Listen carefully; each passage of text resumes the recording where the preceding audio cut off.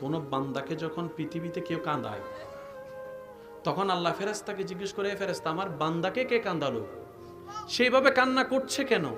তখন ফেরেশতারা বিস্তারিত বলে, আল্লাহ তার বাপ নাই তো, এতিম, মাথার উপর থেকে বাবার ছায়া যাওয়ার পরে তার বাপ চাচা যারা সবাই তাকে অত্যাচার করছে।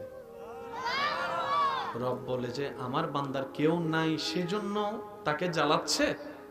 ফেরেশতা তোরা সাক্ষী থাকিস, আজকে থেকে এই বান্দার সাথে আমি আল্লাহ আছি, আমি আল্লাহ আছি। সেজন্য আপনারা আজীবন শুনেছেন মজলুম বলবো, আমি আল্লাহ কথা বলবো, আমি আল্লাহ কথা বলবো। এদিকে বান্দার চোখের পানি পড়ে, মজলুমের অন্তর থেকে বের হয়, সেটা আল্লাহর দরবারে পৌঁছে যায়, দোয়া কবুল হয়ে যায়। সেজন্য সৌভাগ্যবান মজলুম, কারণ জালিমের সাথে আল্লাহ, বলেন না, জালিমের সাথে আল্লাহ, মজলুমের সাথে আল্লাহ।